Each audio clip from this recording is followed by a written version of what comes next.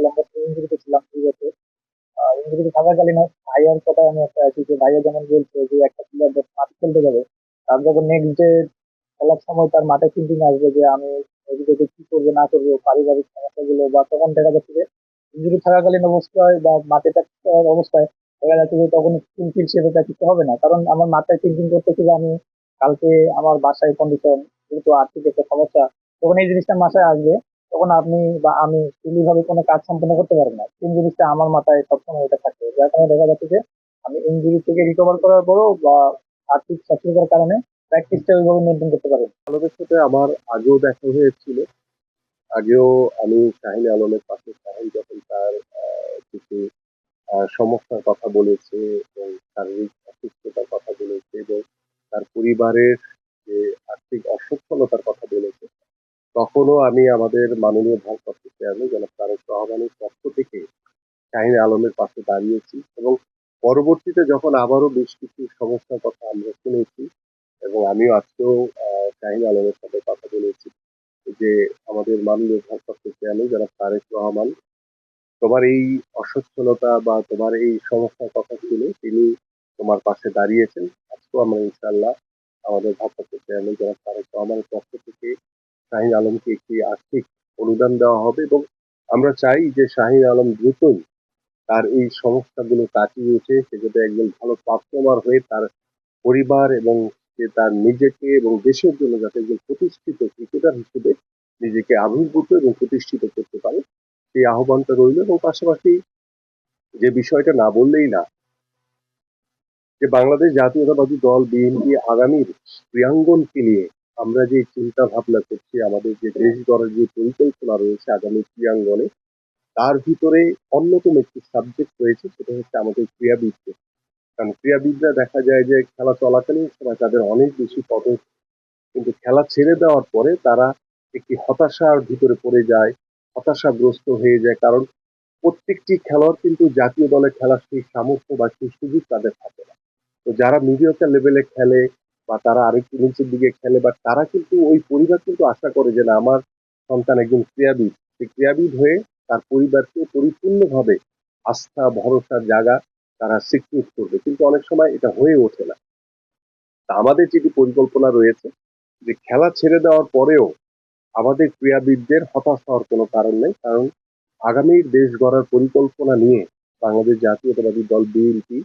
প্রত্যেকটি খেলোয়াড় খেলা ছেড়ে দেওয়ার পরে তাদের যে স্থায়ীভাবে কর্মসংস্থান, সেটির একটি পরিকল্পনা রয়েছে আমাদের। এবং সেই পরিকল্পনার ভিতরে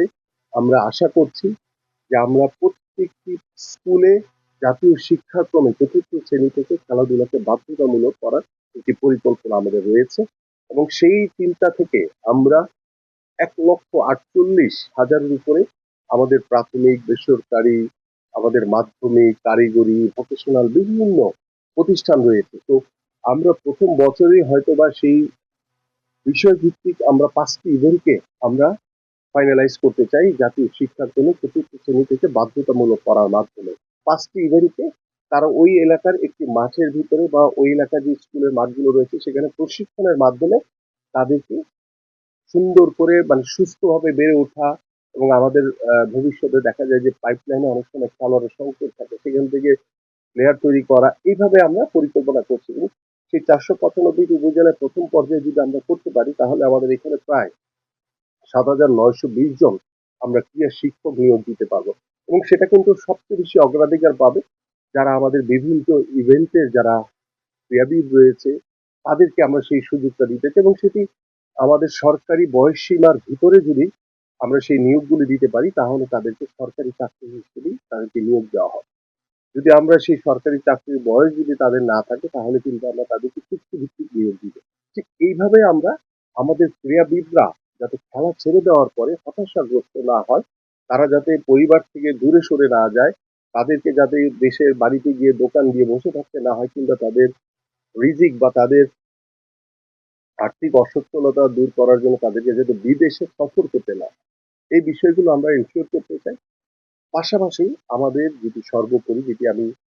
বলার চেষ্টা করছি যে আমরা খেলাধুলাকে অন্যান্য কর্মসংস্থানের পাশাপাশি আমরা খেলাধুলাকে পেশা হিসেবে প্রতিষ্ঠিত করি। এবং সেই জায়গায় আমাদের দেশ গড়ার অনেক পরিকল্পনা রয়েছে এবং কিভাবে আমরা এই খেলাধুলাকে পেশা হিসেবে প্রতিষ্ঠিত করব সেই বিষয়গুলো নিয়ে আমাদের ইতিমধ্যে কার্যক্রম চলছে। আগামী অল্প কিছু দিনের ভিতরেই আমরা আনুষ্ঠানিকভাবে সেগুলো সারা বাংলাদেশের জনসাধারণের কাছে, সাধারণ মানুষের কাছে আমাদের এই পরিকল্পনাগুলো উপস্থাপন করব। এবং আমাদের যে মূল আরেকটি বিষয় রয়েছে সেটি আপনারা জানেন যে আমাদের বাংলাদেশের প্রত্যন্ত অঞ্চলে অনেক প্রতিভাবান খেলোয়াড় রয়েছে, যাদের প্রতিভা দেখা যায় যে সেই উপজেলা পর্যায়ে হয়তো বা ঢাকার সাথে তাদের সেই যোগাযোগ কমিউনিকেশন নাই, তাদের সেই প্রতিভা কিন্তু সেই এলাকাতেই হারিয়ে যায়। আমরা নতুন স্পোর্টস এর নামে আমাদের একটি কর্মসূচি আমরা দেশ গড়ার পরিকল্পনার ভিতরে হাতে নিতে যাচ্ছি, যে আগামী ফেব্রুয়ারি নির্বাচনে আল্লাপাক যদি আমাদেরকে নির্বাচিত করে, আমরা যদি সরকার গঠন করতে পারি, আমরা প্রত্যেকটি প্রত্যন্ত অঞ্চলে সেই খুদে প্রতিভাবান খেলোয়াড়দেরকে সংগ্রহ করে প্রতিভা অন্বেষণ করে আমরা ঢাকায় একটি বিকেএসপি রয়েছে, আমাদের সাভারে, আমাদের দিনাজপুরে একটি বিকেএসপি রয়েছে, আমাদের বরিশালে রয়েছে, আমাদের সিলেটে রয়েছে। কিন্তু ঢাকারটাই কিন্তু পর্যাপ্তভাবে কার্যক্রম করছে, কিন্তু অন্যান্য যে বিকেএসপি গুলো রয়েছে শাখাগুলো সেগুলো কিন্তু ঠিকভাবে ফাংশন করছে না। তা আমাদের যেটি চিন্তা রয়েছে যে সেই বিকেএসপি গুলোকে আমরা সচল করব, পাশাপাশি আমাদের যে অন্যান্য যে বিভাগীয় শহর রয়েছে সেখানেও আমরা বিকেএসপি শাখা তৈরি করে আমরা যেটি চাই যে প্রত্যেকটি বিভাগের, প্রত্যেকটি উপজেলার, প্রত্যেকটি জেলার যারা প্রতিভাবান খেলোয়াড় রয়েছে তারা যেন সবাই যাতে ঢাকা কেন্দ্রিক না হয়, তারা যাতে তাদের ওই বিভাগের ওই যে বিকেএসপি রয়েছে সেখানে তাদেরকে প্রতিভা অন্বেষণ করে আমরা তাদেরকে সরকারিভাবে, তাদের রাষ্ট্রীয়ভাবে তাদের খেলাধুলা এবং পড়াশোনার সকল দায় দায়িত্ব সরকার বহন করে। আমরা এইভাবে, আপনারা জানেন যে আমরা চাঁদপুরে সেই সোহান, আমাদের রিয়াজ, আমাদের এরকম অনেক প্রতিভাবান খেলোয়াড়দেরকে কিন্তু ইতিমধ্যে আমাদের মাননীয় ভারপ্রাপ্ত চেয়ারম্যান জনাব তারেক রহমান দায়িত্ব নিয়েছেন, এবং আমরা কিন্তু তাদের জন্য প্রতি মাসে তাদের পরিবার এবং তার খেলাধুলা এবং পড়াশোনার জন্য আমাদের ভারপ্রাপ্ত চেয়ারম্যান মহোদয়ের পক্ষ থেকে একটি অনুদান প্রতি মাসে তাদের কাছে পৌঁছে যায়। এবং আমরা সবসময় খেলাধুলার ভিতরেও আমরা মানবিকতাকে সবচেয়ে বেশি গুরুত্ব দিতে, কারণ একটি অসুস্থ খেলোয়াড় কিংবা একটি অসহায় পরিবার যখন সে দেশের জন্য খেলে, দেশ যদি, সরকার যদি তার পাশে না থাকে তাহলে তার যে চাওয়াটা, তার যে প্রত্যাশাটা সেটা কিন্তু স্লো হয়ে যায় এবং সে কিন্তু হতাশাগ্রস্ত হয়ে যায়। বাট আমরা সেই হতাশার জায়গাটা থেকে আমাদের খেলোয়াড়দেরকে আমরা টেনে এনে আমরা তাদের পাশে দাঁড়াতে চাই এবং তারা যাতে কখনোই একা মনে না করে, দেশ তাদের পাশে থাকবে। এবং আমাদের ভারপ্রাপ্ত চেয়ারম্যান মহোদয় এই বিষয়টিকে সবচেয়ে গুরুত্ব দিয়ে তিনি বারবার একটি কথা বলেন যে আমাদের অবকাঠামো নয়, আমাদের যারা ক্রীড়াবিদ তাদের দিকে আমরা সর্বোচ্চভাবে গুরুত্ব দিব এবং তারা যাতে সকল প্রকার সুযোগ সুবিধা পেয়ে তারা যেন দেশের জন্য ভালো কিছু অর্জন করতে পারে সেদিকে আমরা সবচেয়ে বেশি মনোযোগী হব। আমরা কোনো অবকাঠামোর দিকে যাব না, আমরা মেঘা প্রজেক্টের নামে যাতে মেঘা কোনো দুর্নীতি না হয় এই বিষয়ে কিন্তু আমাদের ভারপ্রাপ্ত চেয়ারম্যান মহোদয় অত্যন্ত সজাগ। এবং আমিও একজন স্পোর্টসম্যান হিসেবে চাই যে আমি ক্রীড়াবিদ ছিলাম, আমি জানি খেলোয়াড়দের ভালো মন্দ তাদের কি প্রয়োজন আছে। একটি খেলোয়াড় যখন মাঠে পারফর্ম করতে যায়, যে কথাটা আমি সবসময় বলি যে তার তার যদি মাথায় আসে যে আগামীকালকে আমার পরিবার কি খাবে, কি বাজার করবে, আমার পরিবার ঠিকমতো চলতে পারছে কিনা, আমার সন্তান বা আমার মা বাবা ঠিকমতো খেতে পারছে কিনা, তাহলে কিন্তু ওই খেলোয়াড়টা কিন্তু মাঠে গিয়ে ভালো পারফর্ম করতে পারবে। তো আমরা সেই পরিবারগুলোকে সিকিউর করতে চাই, তাদের আস্থা বিশ্বাসের জায়গাটা দৃঢ় করতে চাই যে না, দেশ, সরকার তাদের পাশে রয়েছে। এবং আমাদের মাননীয় ভারপ্রাপ্ত চেয়ারম্যান জনাব তারেক রহমান প্রত্যেকটি ক্রীড়াবিদের পাশে সবসময় থাকবে। জনাব তারেক রহমান খেলাধুলাকে এতটাই বেশি গুরুত্ব দেন, তিনি যখনই ধরেন শাহিন আলম কিংবা আমাদের ছোট ছোট সোহান আরো অন্যান্য জায়গায় যে ছোট ছোট ভিডিওগুলো আমরা দেখেছি, যে আমাদের সেই সুনামগঞ্জের মোজাম্মেল, এই ধরনের ভিডিওগুলো তিনি পাওয়া মাত্রই আমার কাছে পাঠান এবং তিনি বলেন যে তুমি আগামীকালকে গিয়েই আমার পক্ষ থেকে এই সুরে প্রতিভাবান খেলোয়াড়টির পাশে গিয়ে তুমি দাঁড়াবে। এই যে মানবিকতার যে একটি উজ্জ্বল দৃষ্টান্ত, এটি কিন্তু জিয়া পরিবার বলেন এবং আমাদের ভারপ্রাপ্ত চেয়ারম্যান মহোদয়ের পক্ষ থেকে কিন্তু তিনি বারবার এটি প্রমাণ করছেন। এবং আজকে শাহিন আলমের পাশে দাঁড়ানোর বিষয়টি কিন্তু আমাদের ভারপ্রাপ্ত চেয়ারম্যান মহোদয় নলেজ থেকে এসেছে, যে আমি তার সাথে শেয়ার করেছি যে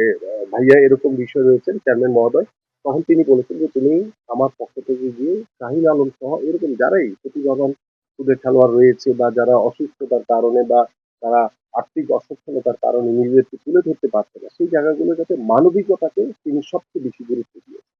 আপনি যে বিষয়টি বলেছেন,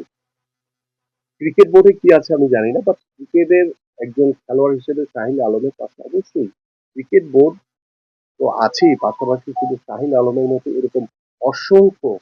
অসহায় খেলোয়াড়রা রয়েছে যারা অর্থের অভাবে, আর্থিক অসচ্ছলতার কারণে তারা কিন্তু নিজেদেরকে তুলে ধরতে পারে। তো আমার কাছে মনে হয় যে ভবিষ্যতে আমাদের এই অসহায় যে মানবিকতাকে সর্বোচ্চ গুরুত্ব দিয়ে আমরা এমন কোন সংস্থা বা এমন কোন প্রতিষ্ঠান বা এমন কোন ফাউন্ডেশন আমরা গড়ে তুলতে পারি কিনা যেখান থেকে সারা বাংলাদেশের সকল অসহায় খেলোয়াড়দেরকে মনিটর করে তাদের পাশে সরকার, তাদের পাশে সেই ফাউন্ডেশন, তাদের পাশে সেই ক্রিকেট বোর্ড দাঁড়াবে। আমরা ভবিষ্যতে এই ধরনের একটি চিন্তা ভাবনা নিয়ে কাজ করার পরিকল্পনা করছি এবং আপনাদের মাধ্যমে সেটি ভবিষ্যতে ইনশাআল্লাহ সকলের সামনে তুলে ধরবো ইনশাআল্লাহ।